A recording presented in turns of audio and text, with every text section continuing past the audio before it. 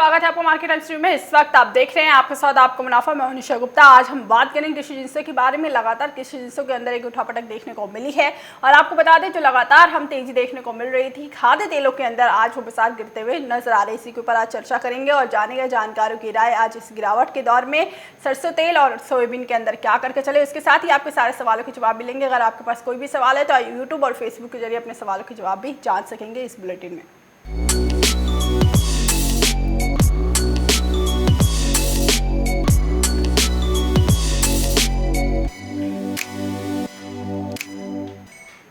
सबसे पहले यहाँ पर हम बात करें कृषि जिंसों की। बाजारों के अंदर एक अच्छी तेजी के बाद अब खाद्य तेलों के अंदर गिरावट देखने को मिली, एक करेक्शन देखने को मिल रही है खाद्य तेलों के अंदर। अगर हम सरसों की बात करें, सोयाबीन की बात करें तो दोनों के अंदर ही बाजार आज सुबह के कारोबारी सत्र में 0.25% की गिरावट दिखाता हुआ नजर आ रहा है। सबसे पहले यहाँ पर अगर हम सोयाबीन की बात करते हैं तो बाजार इस वक्त जो गिरावट के साथ कारोबार करता हुआ नजर आ रहा है। कल के मुकाबले बाजार यहाँ पर 12 रुपये की गिरावट के साथ देखने को मिल रहा है। बाजारों के अंदर यहाँ पर गिरावट एक गहराती हुई नजर आई है सोयाबीन के अंदर। आपको बता दें बाजारों के अंदर ये गिरावट का रुख पहले भी कायम देखने को मिला था। कल शाम के कारोबारी सत्र में आज फिर से एक हल्की सी करेक्शन देखने को मिल रही है। कैसे सीट की अगर हम बात करते हैं तो 10 रुपये की तेजी यहाँ पर बनती हुई नजर आ रही है। 44 से 24 के पास बाजार इस वक्त ट्रेड करते हुए नजर आ रहे हैं। कल जब बाजार बंद हुए 44 से 14 के पास बंद होते हुए नजर आए थे। सरसों की अगर हम बात करते हैं यहाँ पर 0.1% की गिरावट सरसों के अंदर बनती हुई नजर आई है। यहाँ पर बाजार कल शाम के कारोबारी सत्र में करेक्शन दिखाया और बाजारों ने अपने लाइफ टाइम हाई के बाद 5,938 पर बंद होते हुए दिखाए।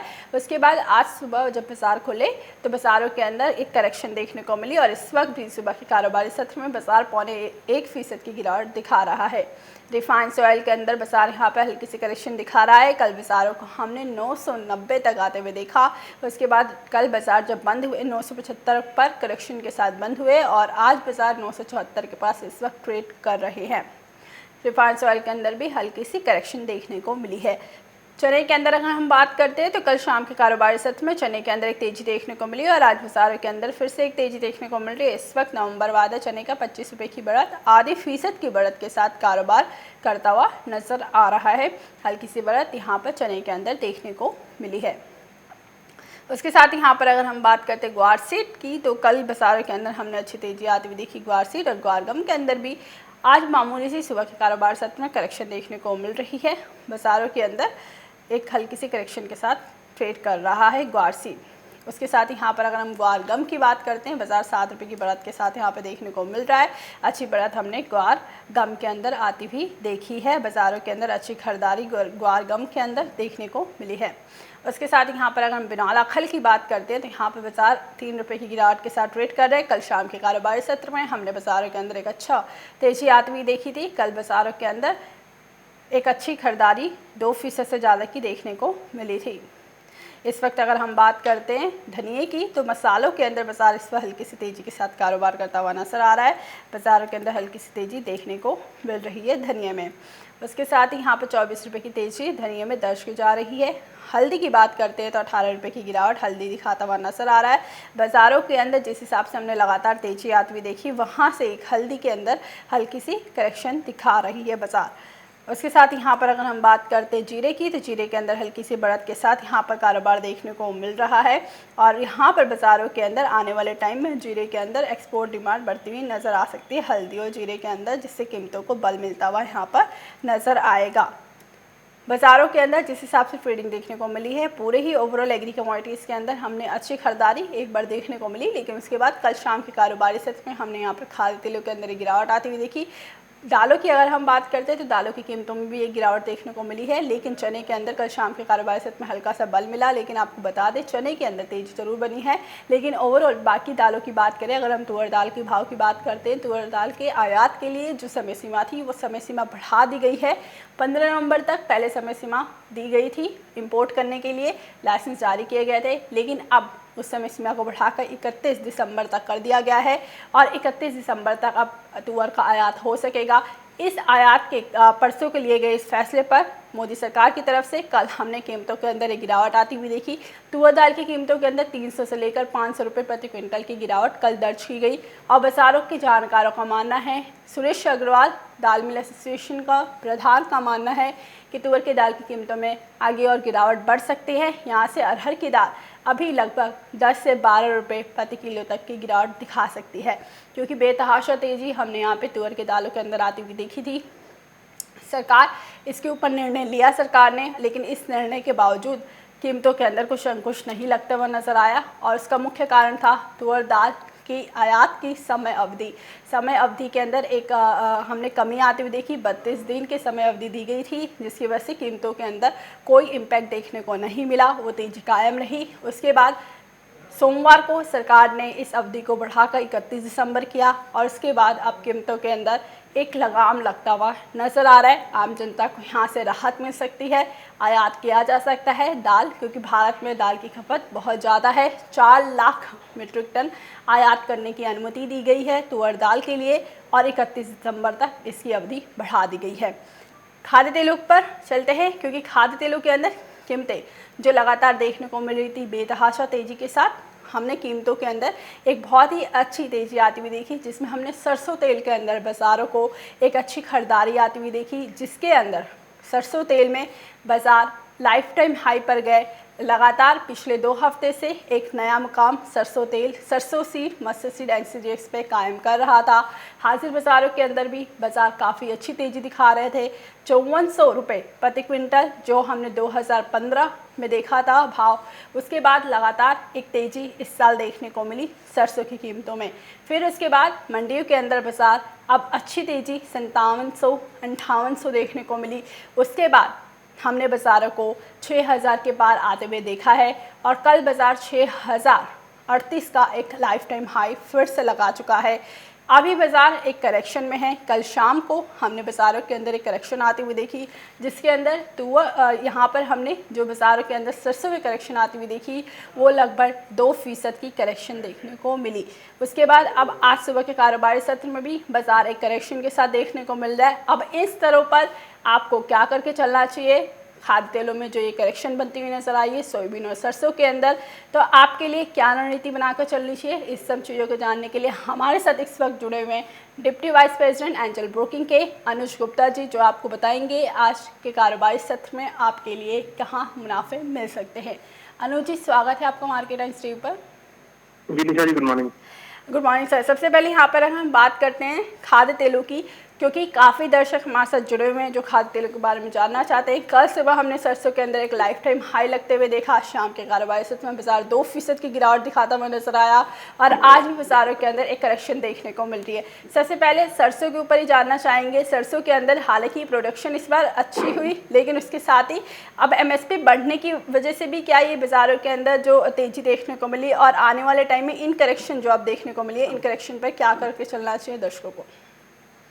निशा जी, देखिए करेक्शन डेफिनेटली देखने को मिली है, मगर जो जिस तरह का ट्रेंड बना है सरसों का और सोयाबीन का, मुझे नहीं लगता कि यहाँ पे ज्यादा गिरावट देखने को मिलेगी। हमें लगता है कि खरीदारी का ट्रेड ही रखना चाहिए।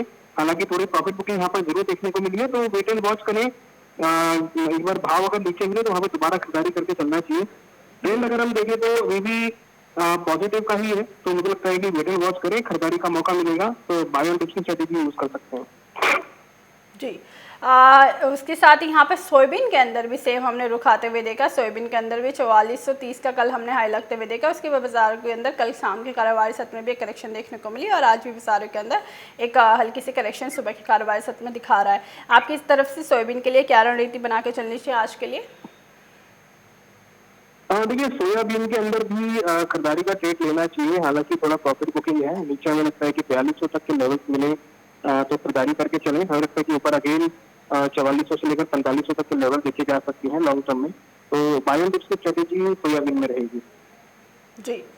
यानी सरसों और सोयाबीन के अंदर प्रॉफिट बुकिंग देखने को मिल रही है। यहाँ पर आप खरीदारी करके चलते हैं तो अच्छा मुनाफा देखने को मिल सकता है।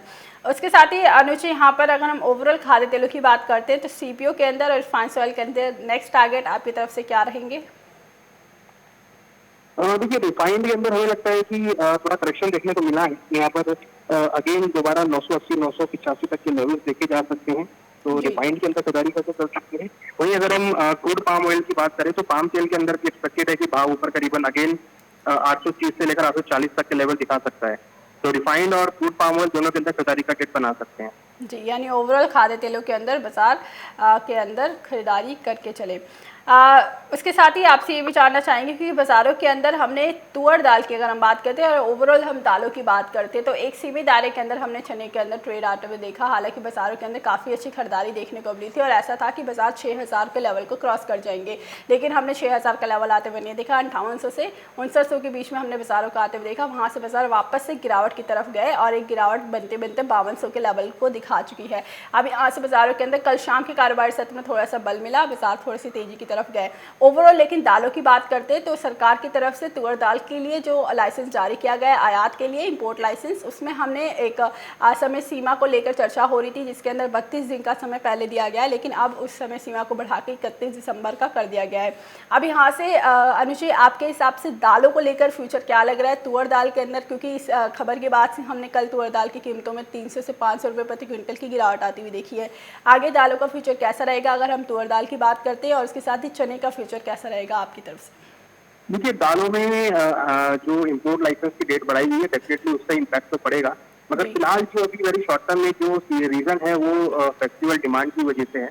हमें लगता है कि अभी फिलहाल भाव थोड़े ऊपर रहेंगे। हालांकि अब जो एक लॉन्ग टर्म तेजी थी वो मुझे लगता है कि यहाँ पर अभी फिलहाल थमती हुई दिखाई देगी, क्योंकि जैसे जैसे आयात आएगा वैसे ही नई क्रॉप की अराइवल भी जनवरी फरवरी में आती हुई दिखाई देगी, तो हो सकता है कि भावों में कुछ नरमी देखने को मिले। तो हमें लगता है कि जो भी राइज मिलता है ऊपर में वहाँ पर बिकवाली का ट्रेड या फिर अपना प्रॉफिट बुकिंग कर सकते हैं। तो ये समय अभी प्रॉफिट बुक करने का है। मुझे लगता है कि जिन्होंने बाय किया हुआ ऑलरेडी वो यहाँ पर एक बार प्रॉफिट बुक कर सकते हैं। जी अनु जी आपकी तरफ से आज इसके अंदर बाजार जिस तरफ से ग्वार सीट के अंदर क्योंकि काफ़ी अच्छी तेज़ी हमने यहाँ पर आती हुई देखी है, आपकी तरफ से क्या लगता है बाजार कैसा रहेगा आज के लिए, क्योंकि काफ़ी दर्शक यहाँ पर जानना चाहते हैं ग्वारगम के अंदर जो तेज़ी बनती हुई नजर आई थी क्या वो तेज़ी आगे भी कायम रहेगी?